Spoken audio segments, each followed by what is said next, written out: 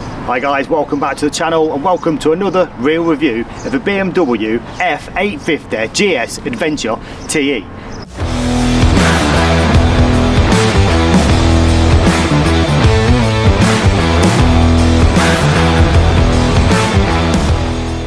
So the engine is a parallel twin 853cc, 90 brake horsepower and 85 Newton meters of torque. So on the front brake we've got a 305mm disc with a 2-piston Bmw floating caliper. So on the rear brake we've got a 265mm disc with a single piston Brembo caliper. For the tyres, this bike's running the Michelin Anarchy 3s. The rear tyre size is 150, B70, B17 and the front one is a 90, B90, B21. And for a middleweight adventure bike, this is weighing in at a whopping 244 kilos. So on the TE model, you get the quick shifter, you get the heated grips, and you also get the full LED headlight, additional fog lights on the front. You also get the Riding Mode Pro, which includes the dynamic, enduro, including rain, road and MSR. So this bike does have the pannier fasteners, but they're not on the bike today. So the bike belongs to a friend of mine. This is why I call these the real review, because I can say what I like. I'm not affiliated with anybody. This bike is absolutely fully spec'd up. He has made a few changes. He made a change to the side stand. He's raised it up a bit just to help him with his sort of ergonomics. He's also changed his handlebars, so they're slightly raised and they're slightly further back. And also he's changed these side panels to black, which under my advice looks absolutely fantastic. There was too much silver with the white tank, so, and also on the tank he's put this map transfer on there, so we won't be needing a sat nav today. We're not going to get lost with that. So let's just fire it up and see what she sounds like. And I've got to say, the BMWs do sound nice. I think over Tickover this sounds nicer than my V4S. It has got the standard Canon as well, but to be honest, you know, I think that is pretty much loud enough. So there's only one thing left to do: sit back, relax and come along for the ride. So right, as soon as I've got on the bike, the first thing I notice is the seat is very, very comfortable. This is probably the most comfortablest bike I've ever sat on. Anything can happen weather-wise. Yesterday was like torrential rain all day again. So I've just popped the screen up, and to be fair, it feels quite robust, but I don't like the action on it. It's, I guess, it does block the wind a little bit. I'm guessing if you're going to go touring a bit more, you might want a little bit more height on that. If you're a taller guy, you're just going to get battered by the wind. But it does offer a little bit of protection. I'm not sure having the movement on the right is the best, because you kind of got to lean over with your left hand to operate it, and if you want to do it on your right, you're dropping off your throttle unless you put your cruise control on, which this bike has. This bike does have semi-active suspension, but only on the rear. I've been having a little play around since I got on the bike, and the modes are pretty good. As soon as you select sort of like I'm in road mode at the minute, you can hit the active suspension button on the left, so you can kind of put it into dynamic suspension if you wish, which then stiffens up the rear. Let's get past this van. See, there's no problems with the overtake. Even in the road mode, the bike's still got plenty of grunt in it. So the rear view mirrors are working well, visibility is pretty good. There's a little bit of vibration, but not a lot. And as I'm clicking down that box, I do like the quick shifter on this bike. I love the engine noise as well. That just sounds absolutely awesome. Road closed ahead, oh no. So yeah, as I'm clicking up the gears there, the quick shifter is pretty smooth, to be fair. It feels dead positive on the gear changes. And the same on the down as well. So the owner's changed the riding position on this bike. Whoa. Well, I tell you what, the brakes work well. Let's get past this car. Oh yeah, this is a great bit of road when you get it on a clear run. Oh, nearly ran over the squirrel. Let's get it into dynamic mode. We'll knock it down again. Oh yeah. Yeah, I mean, whoa. I tell you what, there's a noticeable difference Oh, there we go. Road closed. Oh no. Road closed. Right, okay, so we're down the lane. Well, that's all right. Well, I'll tell you what, I need to take it out that dynamic when we're on the trails here. Let's just go through the settings again. Road, Enduro. Yeah. Oh yeah, just skidded the back wheel there. So Enduro setting, just gives me a little opportunity to try this on the trails. So on the rear brake lever, there's an adjustment on there, and I'm guessing that's so you can have it a little bit higher.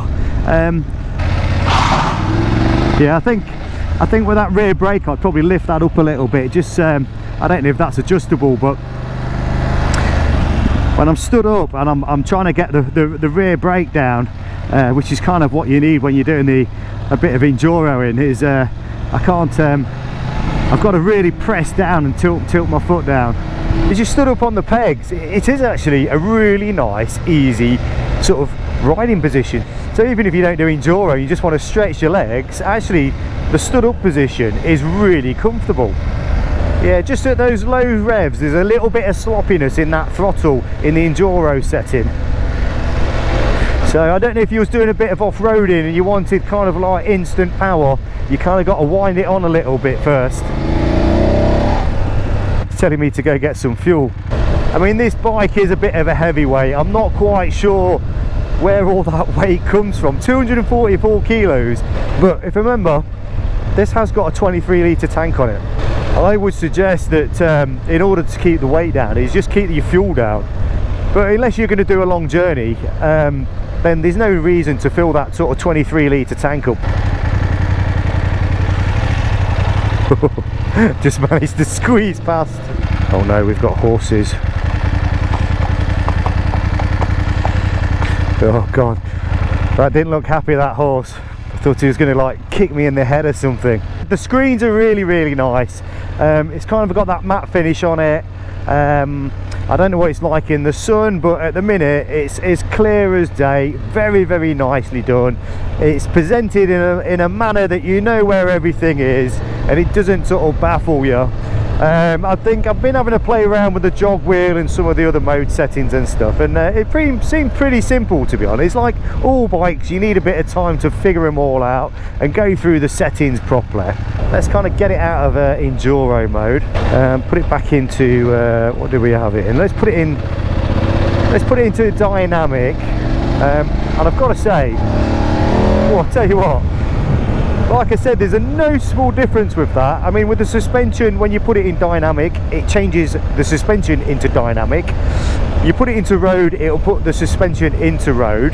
But what you can do is you can put it into dynamic and have it in road suspension, or you can put it into road and have dynamic suspension. So there's multiple choices in how you want to set it up. But one thing is, when you've got it in that dynamic mode with the dynamic suspension, I mean, that third gear at 4,000 RPM. Whoa, who picks up in that third gear? It is quite snatchy, so you've got to be careful with that. Right, we're going to give it the brake test. Oh yeah, I can feel the ABS kicking in there. Yeah, that was pretty good. These brakes do work really well. I mean, they're not Brembo style EMAs, but just getting on it there was pretty.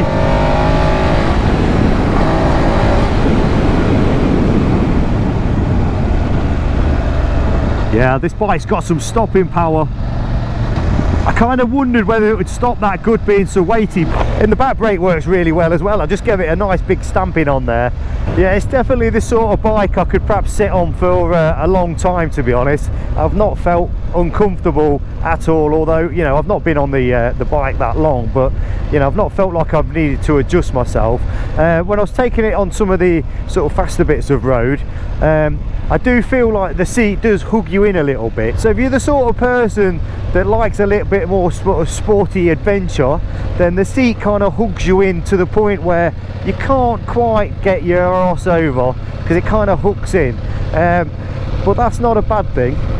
Kind of in the road mode, it's There's still enough torque there to get you up to your speed you need, without it sort of being too snatchy. So it's a nice contrast between the two. I like the fact that they've got two ports there. You've got a DIN socket on the left, and you've also got a USB socket on the right, which I'm sure you could turn into a double USB with an adapter. You know, everybody likes their electronics on the bike now.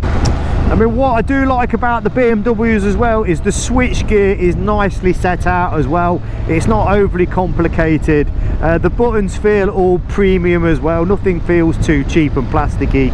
I mean, in the rain mode there's still enough power as well. It picks up really nicely, but obviously if it was raining, that's the setting you'd be needing.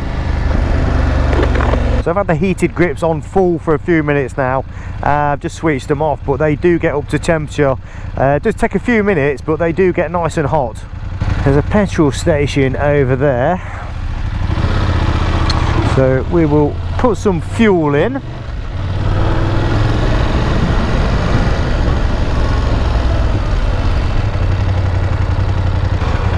Okay, so this bike has also got the automatic fuel cap, which I presume will stop the engine, will power it off,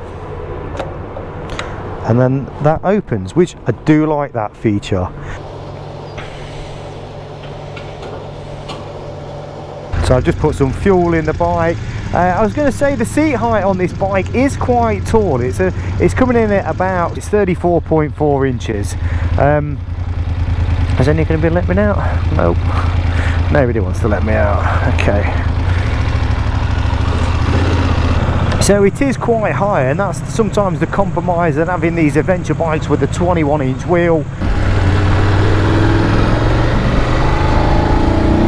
So I think even if I had a pillion and loaded up with luggage on this bike, I think 90 brake horsepower and 85 newton meters of torque would be more than enough. The power delivery is absolutely lovely on the bike, and it just doesn't struggle at all. Even in the road mode, any gear, that is 6th gear, this bike just pulls away. So the question is, would I buy one? For me, it just doesn't excite me enough to go buy one.